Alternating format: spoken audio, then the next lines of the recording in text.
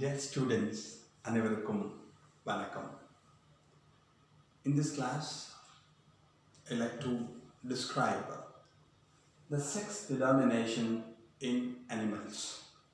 விலங்குகளிலே பால் நிர்ணயம் எவ்வாறு நடைபெறுகிறது என்பதை பற்றி விளக்கலாம் என்று உள்ளேன். Actually, our system are in animals. Two different types of chromosomes are present, namely the autosomes and the sex chromosomes or the allosomes. பொதுவாக விலங்குகளிலே இரண்டு வகையான குரோமோசோம்கள் காணப்படுகின்றன. ஒன்றிற்கு ஆட்டோசோம் என்று பெயர், மற்றொன்றிற்கு அல்லோசோம்ஸ் என்று பெயர். The genes present in the autosomes controls the body characters and the genes present in the sex chromosome controls the reproductive characters. பால் குரோமோசோமில் உள்ள ஜீன்கள் பால் பண்புகளை கட்டுப்படுத்தும், உடற்பண்புகளில் உள்ள ஜீன்கள் உடற்பண்புகளை கட்டுப்படுத்தும் என்பது கருத்து. The autosomes are similar in both the sexes. ஆண்கள் மற்றும் பெண்களிலே ஆட்டோசோம்கள் பொதுவாக ஒரே மாதிரியாகத்தான் இருக்கும், டிஃபரன்ஸ் இருக்கிறதுக்கான பாசிபிலிட்டி இல்லை. But the sex chromosomes differ in male and the females. ஆண்களிலும் பெண்களிலும் அந்த பால் குரோமோசோம்கள் என்பவை சற்று மாறுபடுகின்றன. If similar sex chromosomes are present, we are calling it as female. If dissimilar sex chromosomes are present, we are calling it as males. பால் குரோமோசோம்கள் ஒன்றாக காணப்பட்டால் அவை பொதுவாக பெண் என்றும், வெவ்வேறாக காணப்பட்டால் அவர்கள் ஆண் என்றும் அழைக்கப்படுவார்கள். Some exceptional cases are seen. சில வேறுபாடுகளும் இதில் உள்ளன. So the females are always homogametic in nature and males are heterogametic in nature. பெண்கள் என்பவர்கள் பொதுவாக ஹோமோகாமெட்டிக் உயிரினங்கள் என்று அழைக்கப்படுவார்கள். எல்லாத்துலேயும் எக்ஸப்ஷன்ஸ் இருக்கு. Males are known as the heterogametic organisms. Homogametic means they produce similar gametes. Heterogametic means they produce dissimilar gametes.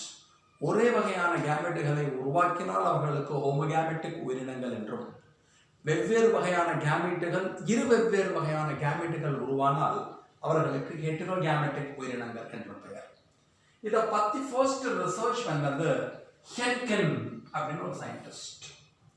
He actually studied spermatogenesis in insects.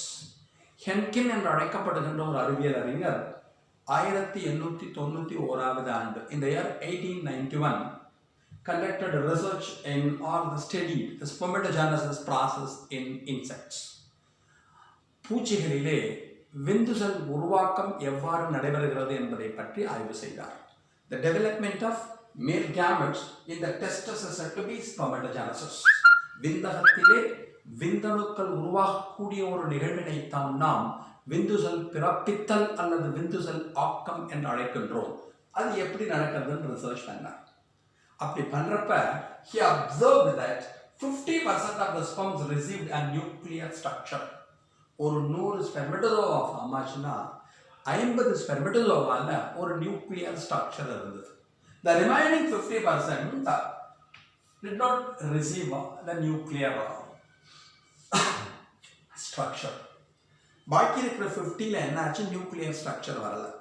So விந்துசல் ஆக்கத்தை study பண்ணினார். ஒரு 100 sperms form ஆச்சுன்னா 100 விந்தணுக்கள் உருவானால் 50% of the spermatozoas with the nuclear material and 50% of the spermatozoa without that particular nuclear material. 50% விந்தணுக்களிலே உட்கருவிலிருந்து பெறப்பட்ட ஒரு material இருந்தது, ஒரு பொருள் இருந்தது. 50% அந்த பொருள் இல்லை. அந்த பொருளுக்கு அவர் என்ன பேர் கொடுத்தார் அப்படின்னா X body.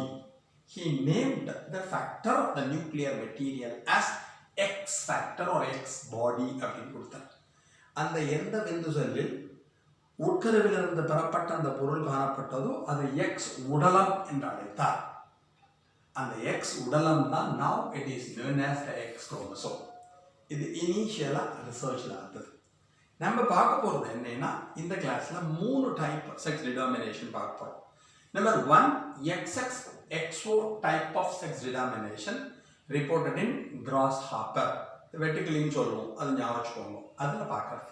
Then second is XX, XY type of sex denomination reported in insects and mammals. பூச்சிகளிலும் பாலூட்டிகளிலும் காணப்படுகின்ற XX, XY pattern.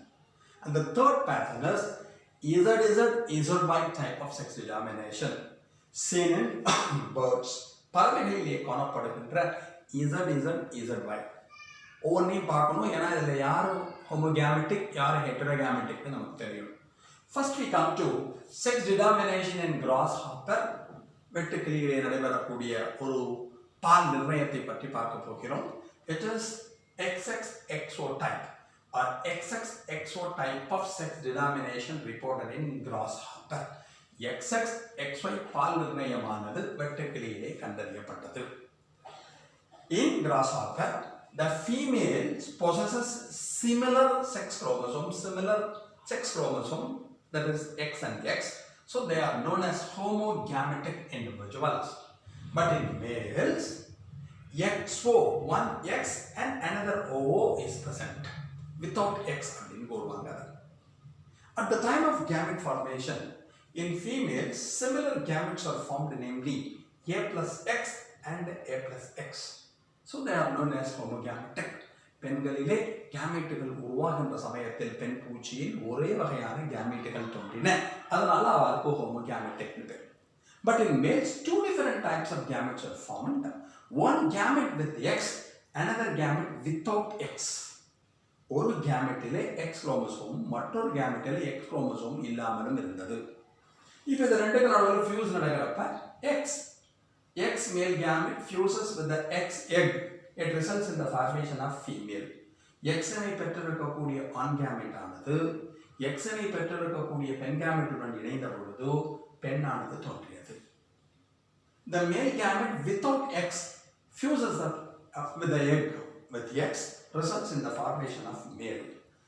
X chromosome இல்லாத ஆண் கேமெட் ஆனது இந்த X பெண் கேமெட்டுடன் இணைந்த பொழுது ஆண் குழந்தைகள் அல்லது ஆண் பூச்சிகள் தோன்றின. ஸோ இதில் நம்ம தெரிஞ்சுக்க வேண்டியது XXXO இதில் ரொம்ப முக்கியம். ஹோமோகேமெட்டிக், female is homogametic, male is heterogametic. Second is sex denomination in insects and mammals XXXY type. இதே பேட்டர்ன் தான் நம்மளுக்கு தெரிஞ்சுக்க வேண்டியது. இங்கே XOன்னு சொன்னது இங்கே XYன்னு சொல்கிறோம். ஃபீமேல் எடுத்துட்டேன்னா AA plus AA represent autosomes. ஏன் ரெண்டு A போட்டதுன்னா the chromosomes are always present in pairs. So AA plus XX female, AA plus XY male. In females, at the time of gamete formation, similar gametes are formed, namely A plus X and A plus X.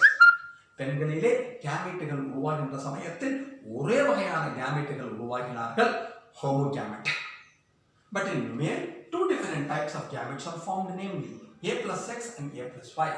ஆண்களிலே இரண்டு வகையான கேமெட்டுகள் உருவானதால் அவர்களுக்கு ஹெட்டரோகேமெட்டிக் உயிரினங்கள் என்று பெயர்.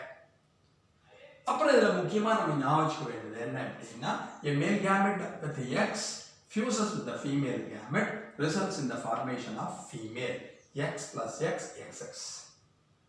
A male gamete Y fertilizes an egg with X results in the formation of male. Y gamete ஆனது X உடன் சேர்ந்தால் ஆண் குழந்தைகள் பிறக்கும். ஸோ இது பேர் XXXY டைப்னு சொல்லுவோம். இது ரெண்டுலையும் பார்த்தீங்கன்னா the female is homogametic, male is heterogametic. The exceptional cases sex denomination in birds ZZ, ZY type. The பறவைகளை எடுத்துக்கொண்டோம் என்றால் the female is heterogametic in nature and male is homogametic in nature. ZW represent the female and ZZ represent the male. Female என்னாச்சுன்னா ரெண்டு type gamete form ஆச்சு, A plus Z and A plus W. But in males, similar gametes are formed. ஆண்களிலே ஒரே வகையான கேமெட்டுகள் தோன்றின ஆண் பறவைகளில், A plus Z and A plus Z. அப்போ here the female is heterogametic, male is homogametic. அப்போ இசடும் சேர்ந்தால் மேல் ஃபார்ம் ஆகும், இசடும் டபிள்யூன்னு சேர்ந்ததுன்னா ஃபீமேல் ஃபார்ம் ஆகும். ஸோ இதில் வரப்போ என்ன ஞாபகம் வச்சுக்கணும்னா, ஃபஸ்ட்டு படித்த கிராஸ்ஹாப்பர் அண்ட் இன்செக்ட்ஸில் பார்க்குறப்ப, in grasshopper and insects The females are homogametic in nature and males are heterogametic. வெட்டுக்கிளியிலும் பூச்சிகளை எடுத்துக்கொண்டால் ஆண்கள் ஹெட்டரோகாமெட்டிக்காகவும் பெண்கள் ஹோமோகாமெட்டிக்காகவும் இருந்தார்கள். ஆனால் இங்கே வாங்கோல தட் இஸ் என்ன பண்ணுவோம், பேர்ட்ஸ் பறவைகளை எடுத்துக்கொண்டோம் என்றால் similar gametes are formed in males and dissimilar gametes are formed in females. ஆண்களிலே ஒரே வகையான கேமெட்டுகளும் பெண்களில் வெவ்வேறு வகையான கேமெட்டுகளும் ஃபார்ம் ஆனார்கள். அதனால இங்கே என்ன ஆகும், male is homogametic and female is heterogametic. இதான் நம்ம தெரிஞ்சுக்கணும். Okay, thanks a lot for hearing. Thank you.